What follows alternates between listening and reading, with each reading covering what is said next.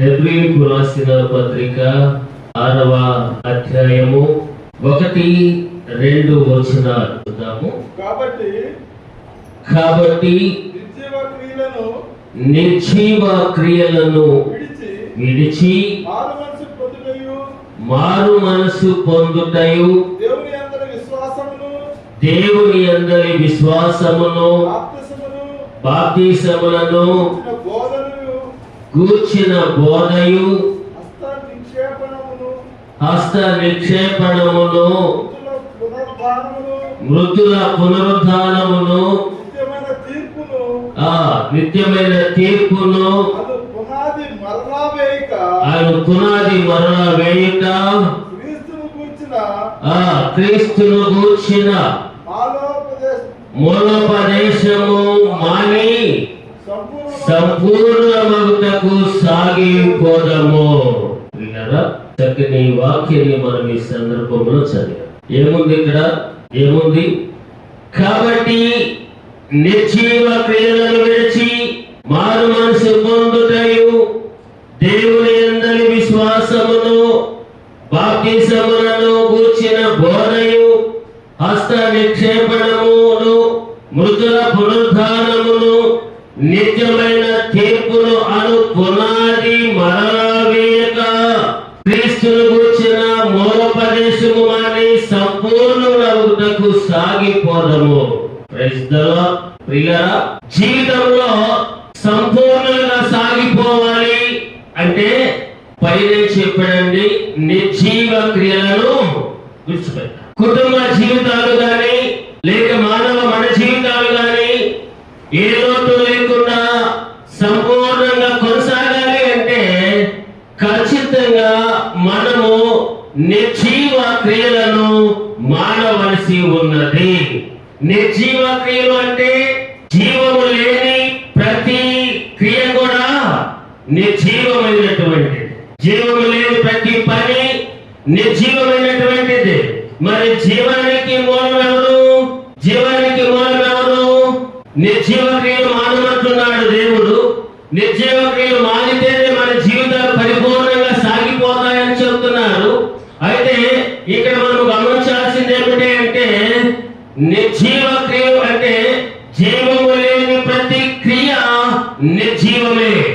ఏ పని చేసినా జీవము లేదంటే అది నిర్జీవ క్రియ. మరి జీవంతో కూడిన పని ఏమిటి? జీవానికి మూలం ఎవరు?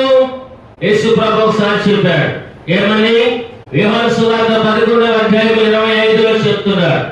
ఏమని చెప్పాడు అక్కడ? యోహాను సువార్త 11వ అధ్యాయం 25వ వచనంలో నేనే మార్గమును, నేనే సత్యమును, నేనే జీవము. ఇప్పుడు జీవానికి మూల కారకులు ఎవరు? జీవానికి మూల కారకులు ఎవరు? మన ప్రభు అయినటువంటి యేసు క్రీస్తు వారి. అయితే ప్రియులారా, ఇక్కడ మనం ఆలోచించాల్సింది ఏమిటి అంటే క్రైస్తవులము అని చెప్పుకునే ప్రతి వారు, క్రైస్తవులు అని చెప్పుకునే ప్రతి ఒక్కరు వారి స్వనీతి జీవముతో కూడినటువంటిది అనుకుంటారు. అంటే వారు చేసే ప్రతిదీ మేము నీతిగా చేస్తున్నాము, ఆ నీతే మాకు జీవము అని అనుకుంటారు. కానీ వారు అనుకునే దానిని బట్టి బైబిల్ చెప్తుంది. సామెతల గ్రంథంలో 16వ అధ్యాయము 25వ వచనము, ఒకని మార్గము వాని దృష్టికి యథార్థముగా కనబడును, అయినను తుదకు అది మరణమునకు చేరును. అంటే వారు చేసే పని, వారి క్రియలు వారికే యథార్థంగా ఉంటాయి. కానీ ఆఖరికి వారు చేసే ఆ నీతి క్రియలు, ఎవరైతే క్రైస్తవులు చెప్పుకుంటూ మేము చేసేది నీతి క్రియలు అని అనుకుంటారో వారు అందరూ కూడా ఒక దినమున ఎక్కడికి వెళ్తున్నారంట? మరణానికి వారి యొక్క నీతి దారి తీస్తుంది.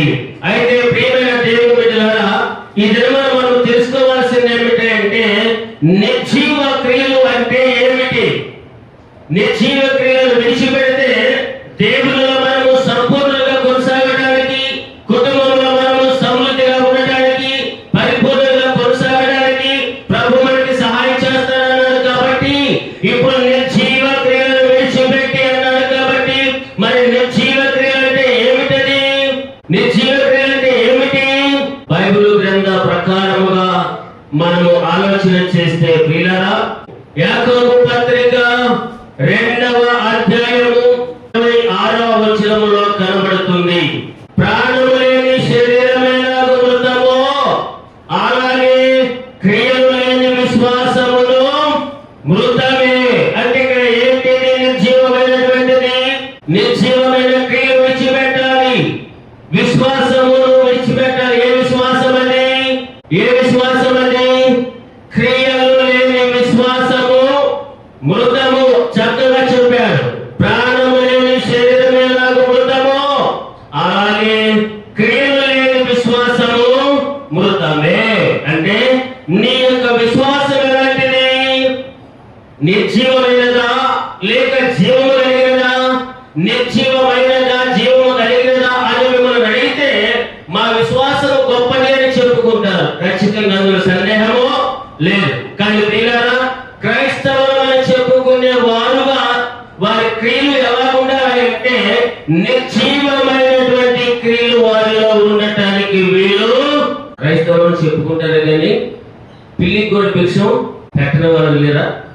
అదే విశ్వాసం. మరి మారు మనసు లేకుండా చేసే ఏ పనైనా అది మృతమైనటువంటిదే, అది నిర్జీవమైనటువంటిదే.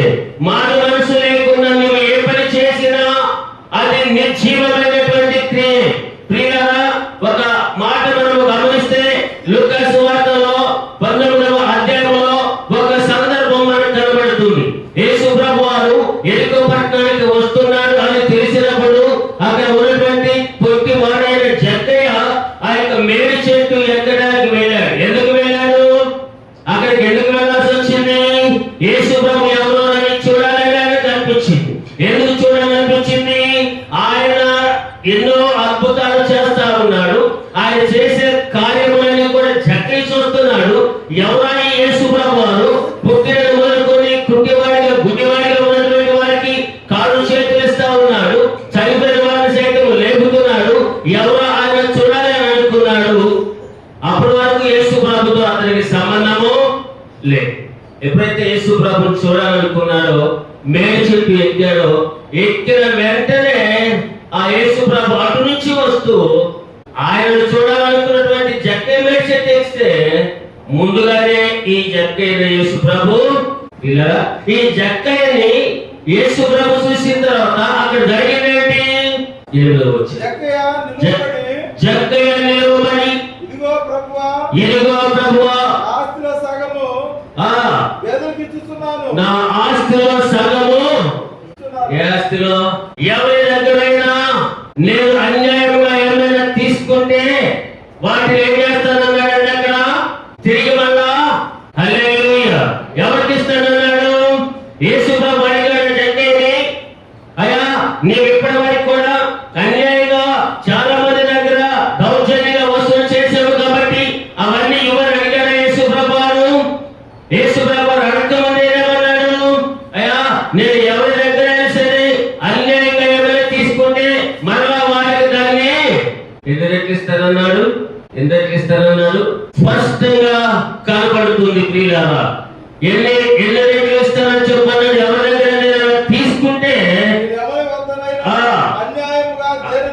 నేను ఎవరి అన్యాయముగా దేనినైనా తీసుకుని ఎలా తీసుకునే దానికంటే 4 వంతులు పాటిస్తాను. ఇప్పుడు జక్కయ్యకి మారు మనసు ఉందా లేదా?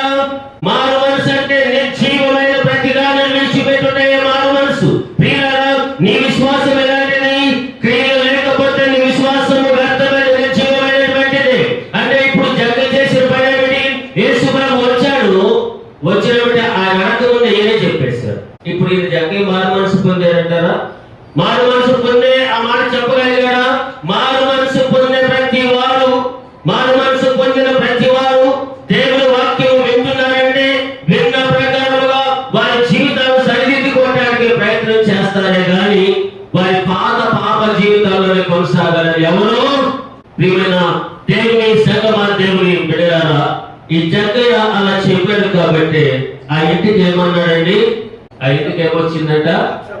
ఇంటికి రక్షణ వచ్చింది అన్నాడు. ప్రియమైన దేవుని బిడ్డలారా, నీవు ఒకవేళ ప్రభువును నమ్మిన తర్వాత నీ విశ్వాసము నిర్జీవమైనదైతే, అంటే ఎలాంటిది విశ్వాసం అయితే ఉంది, నీ క్రియ మాత్రము నీ మనసు చెప్పినట్లుగా నడుస్తుంది.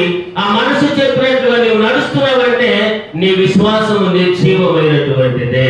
అది కానీ నీలో ఉన్నది అంటే ఆ విశ్వాసం ఎలాంటిది? నిలకడా లేనటువంటిది.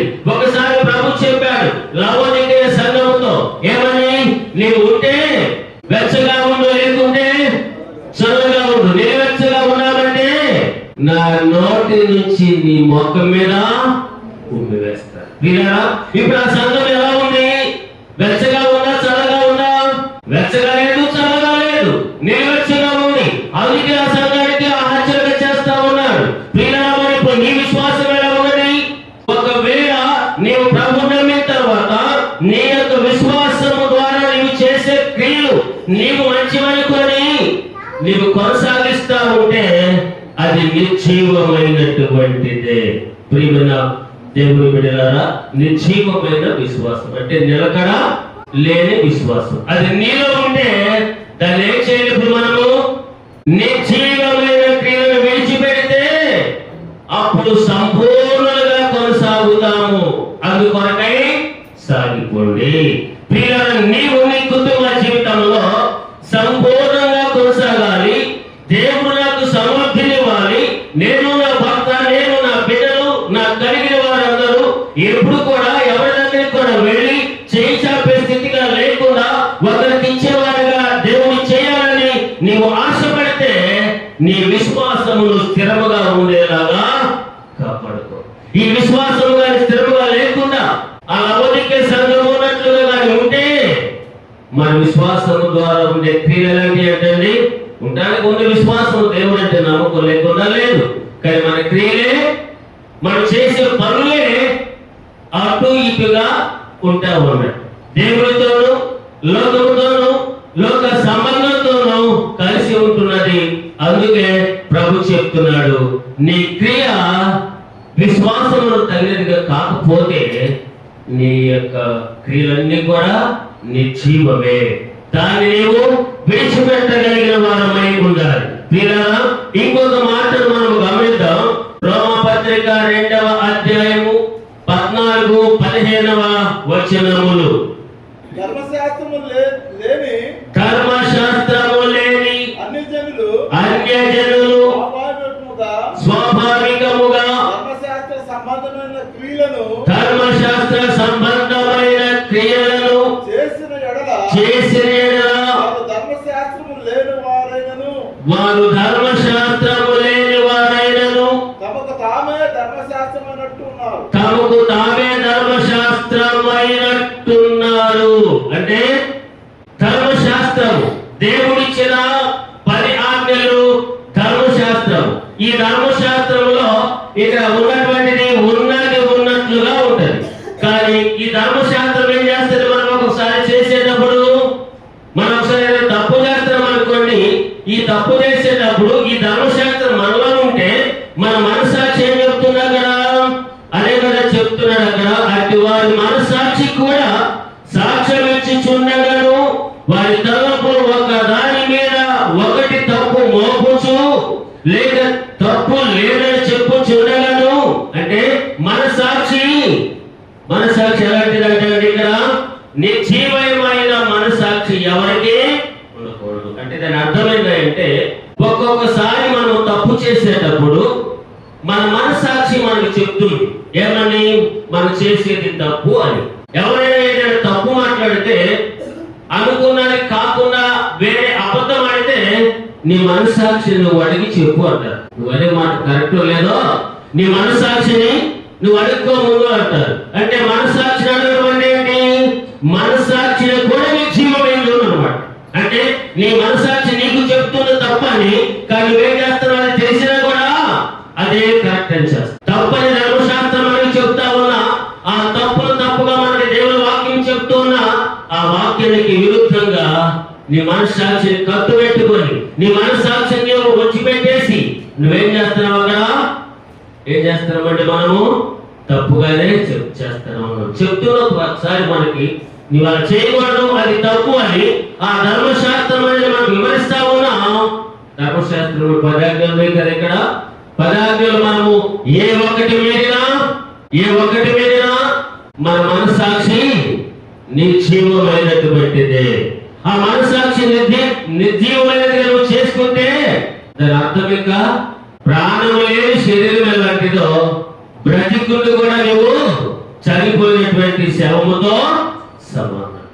ఏం చెప్తుంది ధర్మశాస్త్రం మనకి?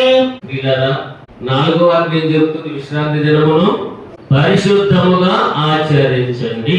దాన్ని మనము అపవిత్రపరచకూడదు. దాని కింద అక్కడ ఏం చెప్పాడు కింద? విశ్రాంతి దినమును పరిశుద్ధంగా ఆచరించిన జ్ఞాపకం చివరము నిర్గమకాండము 20వ అధ్యాయము 8వ వాక్యం. విశ్రాంతి దినమును పరిశుద్ధముగా ఆచరించుటకు జ్ఞాపకం ఉంచుకొనుము. 6 దినములు నువ్వు కష్టపడి నీ పని అంతా చేయవలెను. 7వ దినమున నీవు ఏడవ దినము నీ దేవుడైన యెహోవాకు విశ్రాంతి దినము. దానిలో నీవైనను నీ కుమారుడైనను నీ కుమార్తెైనను నీ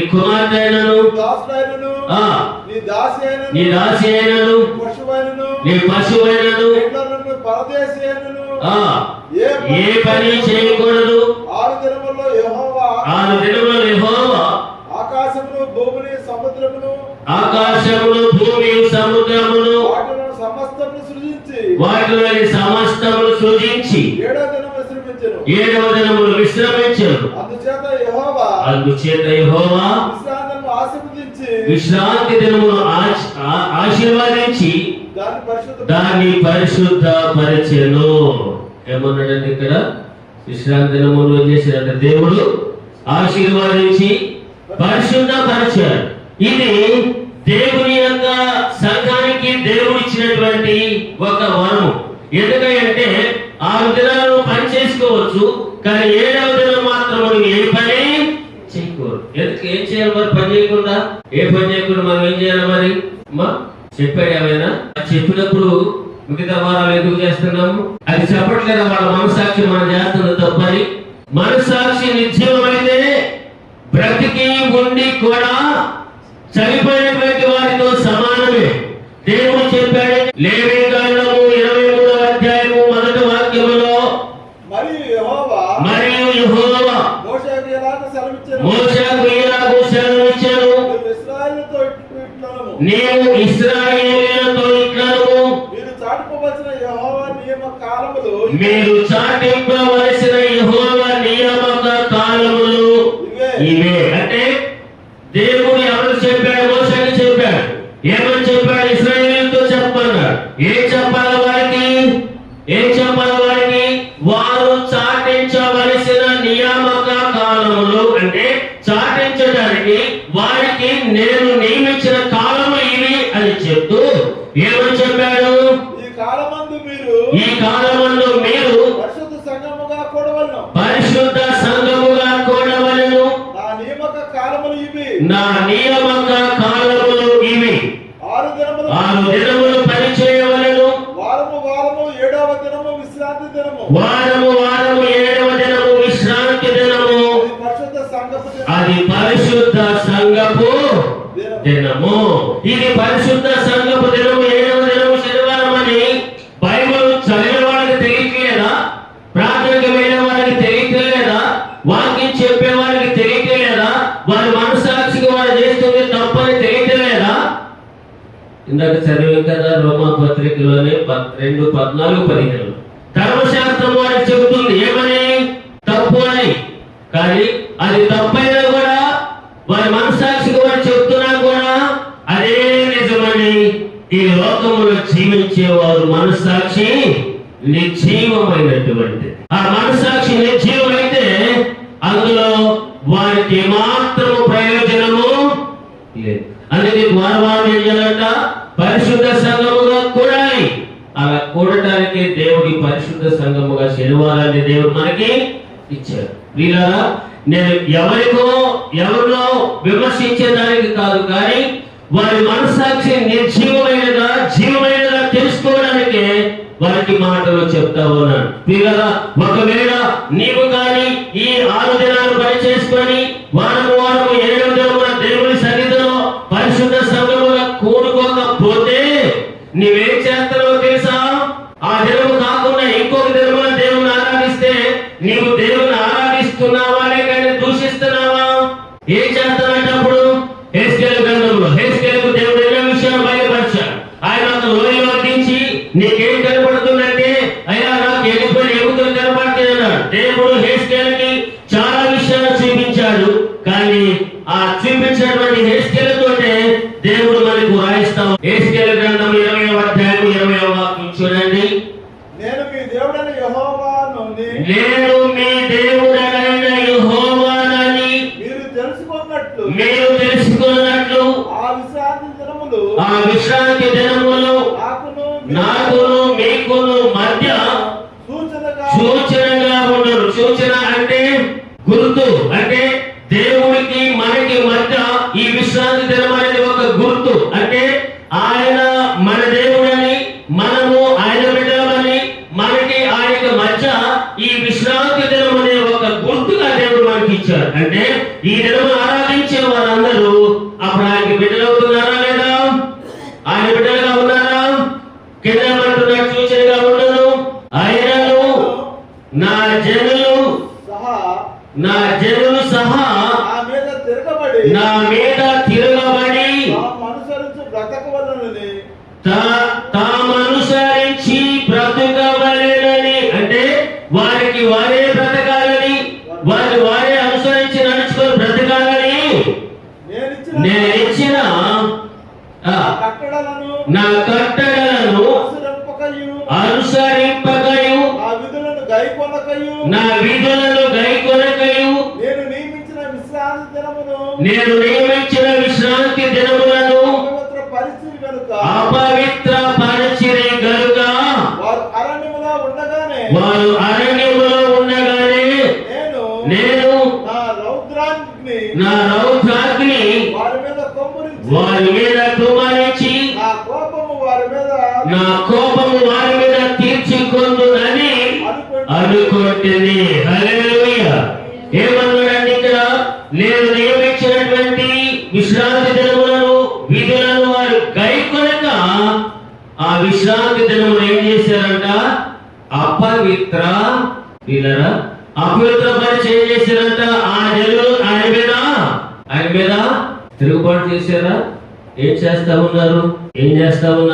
22లో అయితే నేను ప్రత్యక్షమైన అన్ని జనుల మధ్య నా నామమునకు దూషణ కలుగకుండునట్లు ఏ జనుల నుండి వారిని రప్పించుతున్నో ఆ జనులు చూచుచుండగా నా హస్తము వెనుకకు తీసి.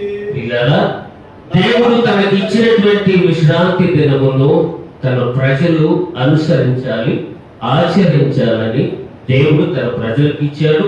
ఆ మాట తన కాపరిగా ఉన్న మోసే కూడా చెప్పాడు. అయ్యా నువ్వు ప్రజలకి ఎలా చెప్పాలి. ఇప్పుడు నేనెవరిని? ఆయన కాపరినే. ఆయన ఇచ్చే మాటలను చెప్పాలి. ఈ లోకంలో ఉన్న కాపరులందరూ కూడా, నేను కాపరిని చెప్పుకునే వారందరూ కూడా దేవుని వాక్యంలో ఉన్నట్లుగా చెప్పాల్సిందే. ఉన్నట్లుగా చెప్పకుండా ఒకదానికి ఒకటి కలిపి ఒకటి తీసేసినా రేపు దేవునికి లెక్క చెప్పవలసిన వారమై ఉన్నారు.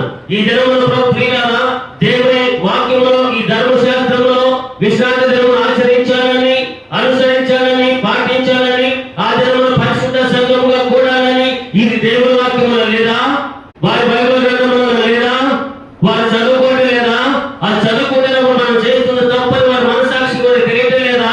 ఆ మనసాక్షి కూడా చెప్తున్నప్పుడు అయినా తప్పు చేస్తున్నారంటే వారి మనసాక్షి నిత్యమైనదా కాదా? వారి మనసాక్షి నిత్యమైనదా కాదా? ఇంకొక మాట కూడా మనము 21 మాట స్పష్టంగా రాస్తా ఉన్నాడు ఇక్కడ. 22వ అధ్యాయం హెస్కేలు గ్రంథము 26వ వచనం. దాని యాజకులు అంటే ఎవరండి? ఎవరు యాజకులు? అంటే మేమే కదా.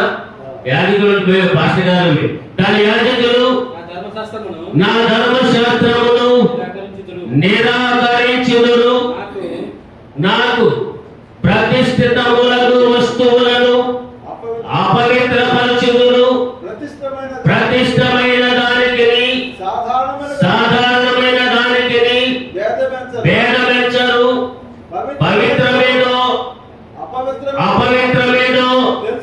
తెలుసుకొనుటకు జనులకు నేర్పరు. ఎవరు నేర్పడలేదు అంటే ఇక్కడ ఎవరు నేర్పడలేదు? యాజకులు, కాపులే, పాస్టర్లే నేర్పడలేదు సంఘానికి. చెప్తే ఇదరు కాదని చెప్తే వారి సంఘానికి ఎవరు వెళ్ళరు. వీళ్ళరా అలాంటి కాపరులు వారికి తెలుసు ఈ లోకంలో మనం చేస్తున్నది ఏమిటా అని.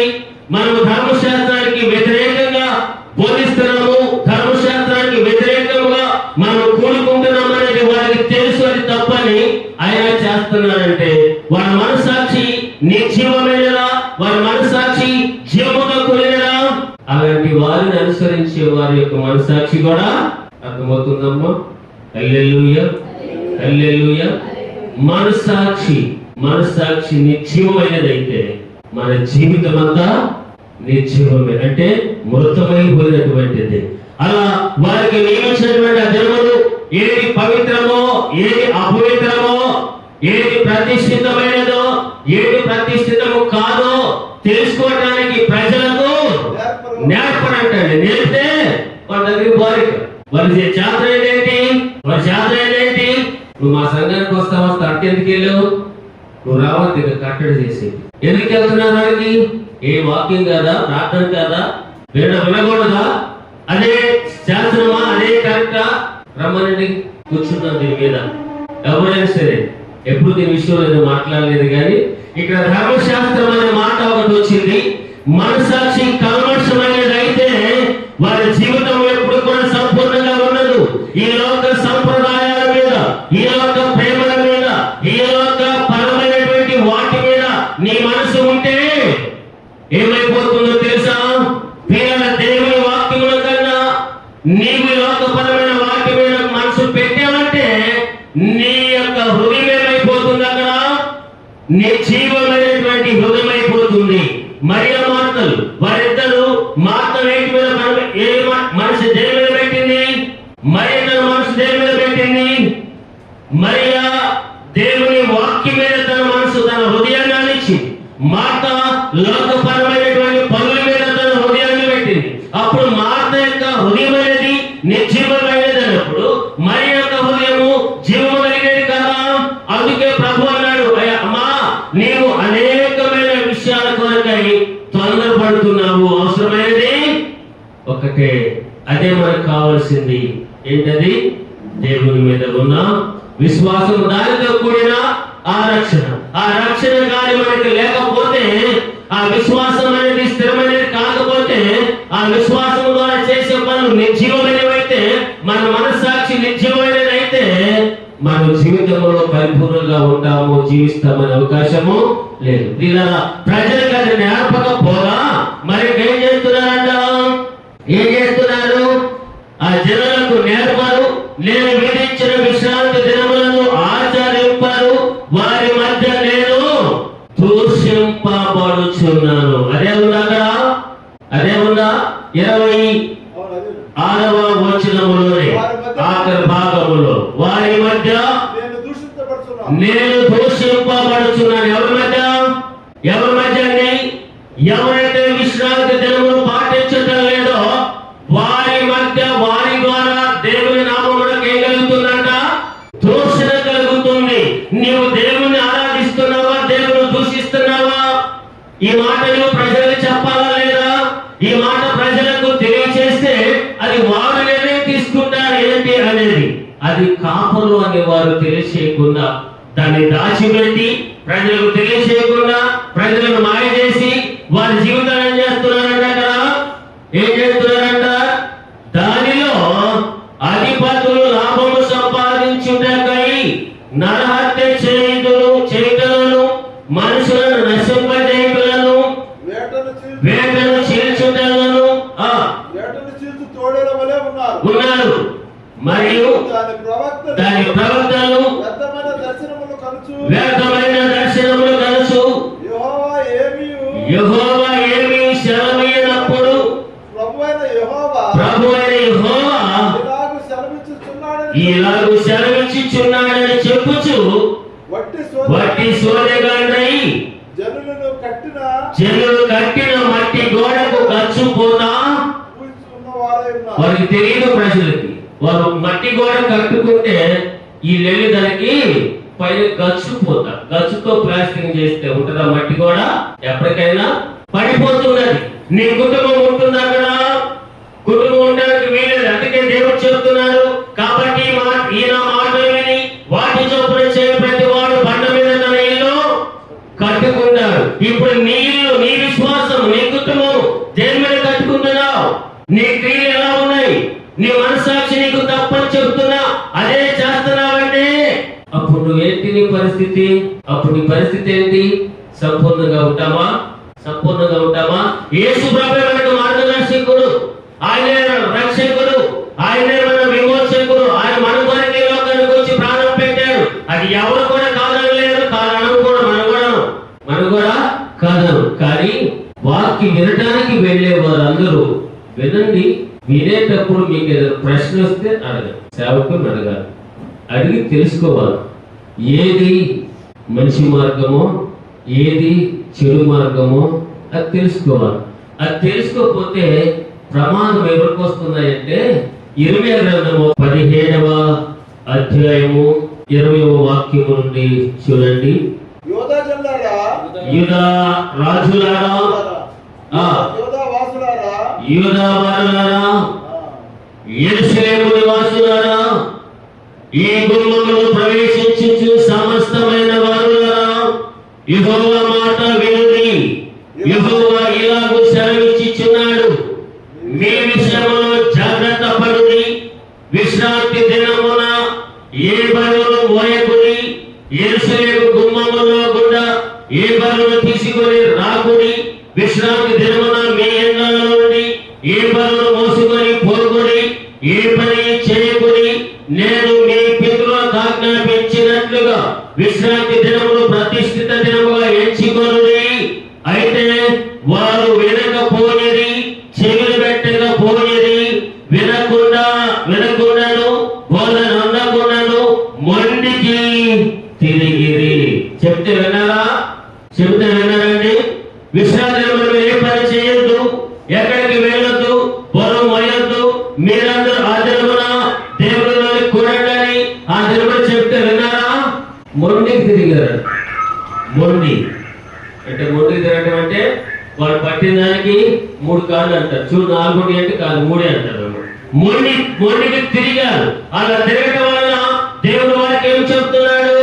27వ వచనము, అయితే మీరు విశ్రాంతి దినమును ప్రతిష్ఠిత దినముగా నేర్చి ఆ దినమున బరువులు మోసుకొనుచు యెరూషలేము గుమ్మములో ప్రవేశింపకూడదని నేను చెప్పిన మాట మీరు వినిన ఎడల దాని గుమ్మములలో అగ్ని రగులు పెట్టెదను. వింటే వినకపోతే ఏమవుతుందట? వినకపోతే ఏమవుతుందట? అది యెరూషలేము నగరును కాల్చివేయను, దాని ఆర్పుటకు ఎవరికి సాధ్యము కాకపోవును. వినకపోతే, పాటించకపోతే వారి గుమ్మములలో అగ్ని రగులు పెడతారు. ఇది నా బైబిల్ అని కాదు, మీ బైబిల్ వాళ్ళ బైబిల్లో కూడా ఉంటుంది. అందరికి ఒకటే బైబిల్ వేరే ఉండదు. ఒకరు మనం ఈ బైబిల్ గురించి చెప్పారు, మన బైబిల్ కాదు మనకు అట్లా లేదంటారు. వాళ్ళు చెప్పాలి, చెప్తే వాళ్ళ దగ్గరికి మనుషులు వెళ్ళే అవకాశం లేదు. అయితే వాళ్ళు చెప్పకపోయారు. రక్షణ అనేది వ్యక్తిగతమైనది, దీనికి ఎవరు సలహా అవసరం లేదు. నువ్వు నమ్మేవా? వెళ్ళు ప్రార్థనకి. ఏం నమ్మావు? ప్రభుని దేవుడిగా నమ్మావు, అంత మాత్రమే కాదు. కానీ ఈ లోకంలో దేవుని ఆరాధించుకోవడానికి దేవుడు ఒక దినాన్ని ఇచ్చాడని, ఆ దినం ఏదనేది కూడా నువ్వు కాస్త తెలుసుకోవాలి. అది ఎందుకు తెలుసుకోవాలి?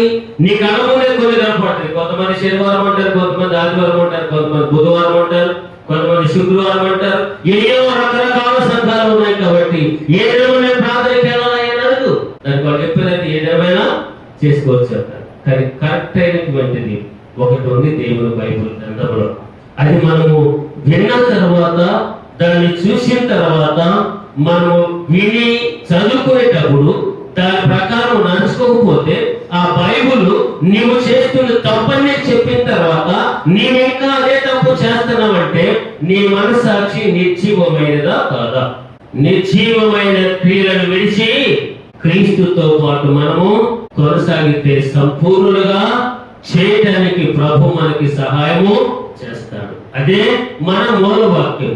నీ మనసాక్షిని అడుగు, నువ్వేం చేస్తున్నావు అనేది. ఎవరిని అడగవసరం లేదు. నీ మనసాక్షి నీకు చెప్తుంది. శనివారం ప్రార్థన ఉంది కదా, దీని కరెక్ట్ ఏంటి, అది కరెక్ట్ ఏంటి, అది తెలుసుకొని ఏది నిజమైనదో, ఏది బైబిల్లో ఉన్నదో లేదో ఆ ప్రకారంగా నడుచుకోవటం మీకు మీ కుటుంబానికి ఎంతో ఆశీర్వాదకరము, ధన్యత కూడా. అది తప్పని తెలిసినా చేస్తున్నామంటే శిక్షకు తప్పించుకోవడానికి అవకాశం ఉంటుందా? యేసు ప్రభు లాంటి వాడే ఈ విశ్రాంతి మన దేవుని దగ్గరికి వెళ్ళి వాక్యము, దేవుని మందిరంలోకి వెళ్ళి వాక్యం చెప్పాడు. లేదా లూకాసు వార్త 4:16 ఆయన బోధించాడు. అదేమంటే దానికి చెప్పే కారణం వేరే చెప్తారు. ఆయన కొట్టేశాడు. ఏం కొట్టేశాడు? వాక్యాన్ని కొట్టేశాడా? మత్తయి సువార్త 5:17 ఏం చెప్తాడు? ధర్మశాస్త్రం అయినను ప్రవక్తలు వచ్చిన ఉన్నాయను కొట్టివేయడానికి నేను రాలేదు, నెరవేర్చడానికి వచ్చానన్నాడు. ధర్మశాస్త్రం అంతా నెరవేరే వరకు దాని నుంచి ఒక సున్నైన పొదైనా తొలగిపోదు. ధర్మశాస్త్రం అంటే నెరవేరాలి. ఎప్పుడు నెరవేరుతుంది ధర్మశాస్త్రము? ఇక్కడ ఉన్నది కదా ధర్మశాస్త్రము, 10 ఆజ్ఞలు కదా. ఎప్పుడు నెరవేరుతాయి? ఎప్పుడైతే అక్కడ తీర్పు జరుగుతుందో, రెండవ రాకడ ప్రభు ఈ లోకానికి వచ్చి తన బిడ్డలను తీసుకొని తీర్పు జరుగుతున్నప్పుడు ఆ ధర్మశాస్త్రం అనేది నెరవేరినట్లండి. అప్పుడు దాకా నెరవేరుతుందా? నెరవేరదు. అప్పుడు వరకు కూడా ఆయన చేయడానికి వచ్చాడు. ఆయన మాట్లాడేటువంటి పౌలు గారి మొదట శతాబ్దంలో హేతువాది ఎవరైనా ఉన్నారంటే పౌలు గారి కంటే ఇంకొకళ్ళు లేదు. ప్రార్థన జరుగుతుంటే కొట్టేవాడు, ప్రజలు వెళ్ళిపోయిన బయటికి లాగేసేవాడు, బైబిల్ చించేసేవాడు. అంత భయంకరంగా క్రైస్తవులను హింసించిన హేతువాది సౌలు. ఆయనతో దేవుడు మాట్లాడిన తర్వాత ఆయన బోధించలేదా? పౌలు గారిని నమ్మున పౌలు గారి గురించి వాక్యం చెప్పినటువంటి సందర్భాలు లేవు. పౌలు గారు వాక్యం చెప్పడం లేదా? ఎన్ని సందర్భాల్లో పౌలు గారు వాక్యం చెప్పాడు? పౌలు శీలను చెరసాలలో వేశారు కదా, వేశారా? హల్లెలూయా. ఎందుకు వేశారు వాళ్ళిద్దరు చెరసాలలో? ఏది వాక్యం చెప్తే తప్ప. వాళ్ళు ఏ రోజు వాక్యం చెప్పారు? పౌలు శీలని చెరసాల వేశారు. వాళ్ళు ఒకటే చెప్తారు. ఏది? పౌలు శీలను చెరసాల వేస్తే వాళ్ళు పాటలతో పాడితే చెరసాల పునాదులు బద్దలైపోయాయి. ప్రభు పౌలుతో సౌలుగా ఉన్నప్పుడు మాట్లాడలేదా? సౌలుగా ఉన్నప్పుడు మాట్లాడితే సౌలు పౌలుగా మార్చబడలేదా? మరి ఆయనే కదా ఇక్కడ చెరసాల వేసింది. పౌలు శీలను చెరసాల వేస్తే డబ్బులు ఆయన చెరసాల పునాదులు కూడా చూడండి. అపోస్తలుల కార్యము 16:26 వాక్యము చూడండి. అప్పుడు అకస్మాత్తుగా మహాభూకంపము కలిగెను, చెరసాల పునాదులు అదిరెను, వెంటనే తలుపులన్నీ తెరుచుకొనెను, అందరి బంధకములు ఊడెను. ఎవరి బంధకాలు? పౌలు శరీరా. వారు ఏదో వాక్యం చెప్పారు చూడండి. ఈ యొక్క అదే 16వ అధ్యాయములో 11వ వాక్యములో ఉన్నది ఏమిటి? కాబట్టి మేము త్రోయను విడిచి ఓడ ఎక్కి తిన్నగా సముద్రకేతునకు మరునాడు నెయపోలికిని అక్కడ నుండి ఫిలిప్పికి వచ్చితిమి. మాసిదోనియా దేశములో ఆ ప్రాంతంలో 10 ముఖ్య పట్టణములు రోమీయుల ప్రవాస స్థానములై ఉన్నది. మేము కొన్ని దినములు ఆ పట్టణములో ఉంటిమి. విశ్రాంతి దినమున గవిని దాటి నదీ తీరమున ప్రార్థన జరుగుననుకొని అక్కడకు వచ్చి కూర్చుండి కూడి వచ్చిన స్త్రీలతో మాట్లాడుచుంటిమి. ఏ రోజండి ప్రార్థన చేసుకుంది? ఏ రోజు పౌలు గారు ప్రార్థన పెట్టారు? పౌలు శీలలు ఇద్దరు కూడా మాసిదోనియ దేశానికి వచ్చి వారు వెళ్ళిపోయి ఎక్కడికి వెళ్ళారు? సముద్ర తీరానికి వెళ్ళారు. సముద్ర తీరానికి వెళ్ళి అక్కడ చాలా మంది స్త్రీలు కూడి ఉంటే వారితో కూడా కలిసి అక్కడ దేవుని వాక్యాన్ని వారు పంచుకుంటా ఉన్నారు. అప్పుడు ఆ వాక్యం వినేటప్పుడు లుదియా అనే ఒక రంగుల పొడి అమ్ముకునే స్త్రీ ఆ వాక్యం విని మారు మనసు ఆ మారు మనసు పొందిన వెంటనే మన కిందకి కొంత భాగానికి వచ్చినప్పుడు ఒక ఆమె దయ్యము పట్టినటువంటి స్త్రీ కూడా మార్పు చెందింది. ఆ దేశంలో ఆ సమయంలో పరిపాలన చేస్తున్న ఎవరు? రోమీయులు. రోమా సామ్రాజ్యం ఉన్నది. ఆ రోమా సామ్రాజ్యంలో ఉన్న వారు ఆ దేవున్న వారు విశ్రాంతి పౌరుషులను ప్రార్థన పెట్టి చెరసాలకు ఎదిగేశారంటే వారికి లాభం కావాలి. ఈ రంగులు పొడి అమ్ముకునే స్త్రీ రంగులు పొడి అమ్మకపోతే ఇంకా వారు పొరుగట్టేది ఎవరు? ప్రజలందరూ కూడా మారుమనసు అయిపోయి మాట్లాడకపోతే వారి వ్యాపారాలు మానేస్తే ఆ గవర్నమెంట్ డబ్బులు ఎలా వస్తాయి? అందుకు పౌలు శీలను చెరసాలలో వేశారు. పౌలు శీలను చెరసాలలో వేశారనే చెప్తారు కానీ వాక్యం చెబుతుంది వేశారనే చెప్తారు కానీ ఏ రోజున వాక్యం బోధిస్తే వేశారన్న సంగతి అని చెప్పరు. అది నీ మనస్సాక్షి చెప్పటం లేదా? చేస్తుంది తప్పని విశ్వాసులుగా నువ్వు చేస్తున్నది అది మనస్సాక్షికి తప్పని తెలియట్లేదా? అయినా మనం అది చేస్తున్నామంటే మన మనస్సాక్షి నిర్జీవమైన మనస్సాక్షి. అలా ఉన్నామంటే మనకేమవుతుంది? పరిపూర్ణంగా కుటుంబంలో కొనసాగలేము. అంత మాత్రమే కాక మన గృహం యొక్క గుమ్మములో దేవుడు అగ్ని రద్దులో పెడతాడు. అందులో సందేహము లేదండి. యేసు పౌలు గారు ఈ జ్ఞానాన్ని పుట్టే వృత్తిలో ఉన్నప్పటికీ యేసు ప్రభు వారు సజీవుడని ఆయన పునరుద్ధారుడని అక్కడ ఉన్నటువంటి వారితో ఈ యొక్క 17వ అధ్యాయంలో కూడా ఒకసారి చూస్తాము. పౌలు గారు ఎంతగా చక్కగా చెప్పాడు. 17వ అధ్యాయంలో 2వ వాక్యంలో చూడండి.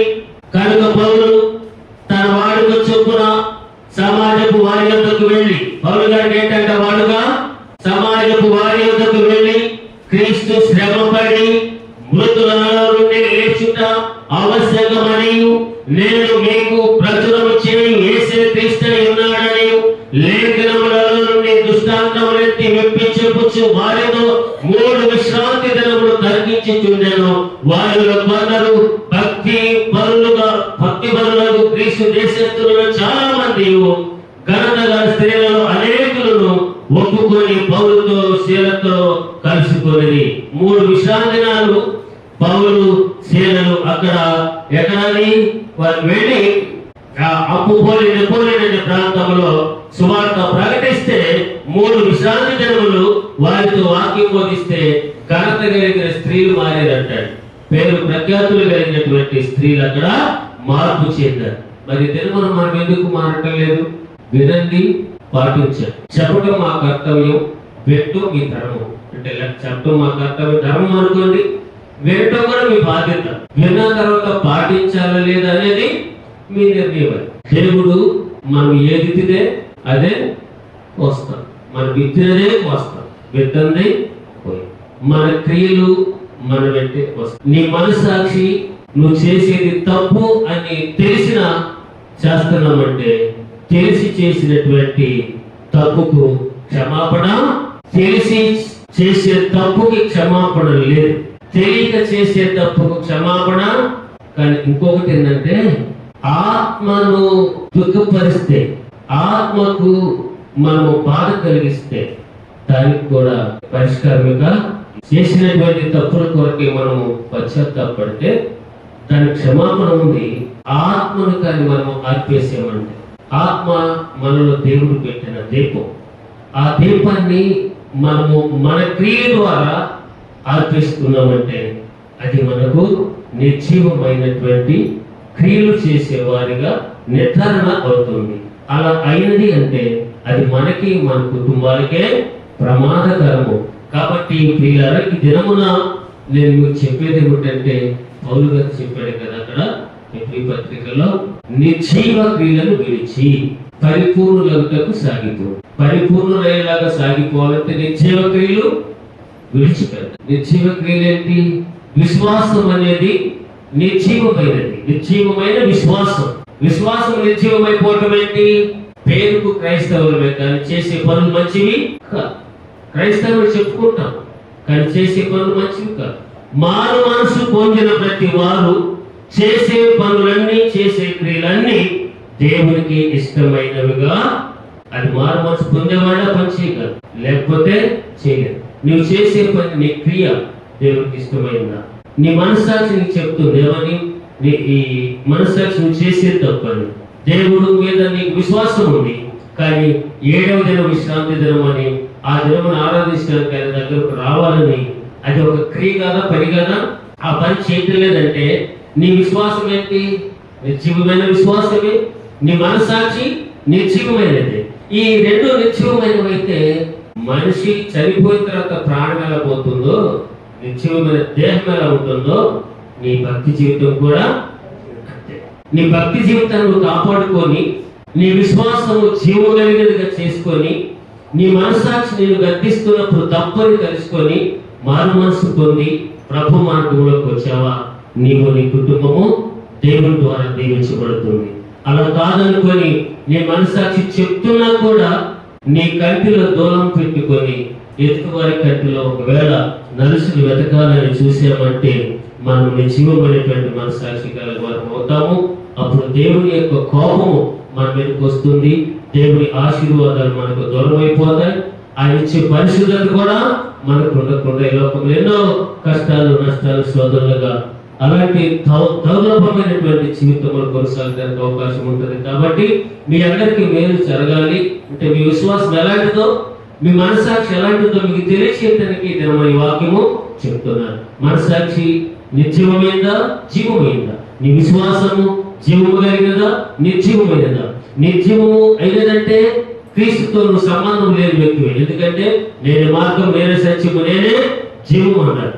దేవుళ్ళలో నీవు ఉంటే నీ విశ్వాసము జీవము కలిగినదే.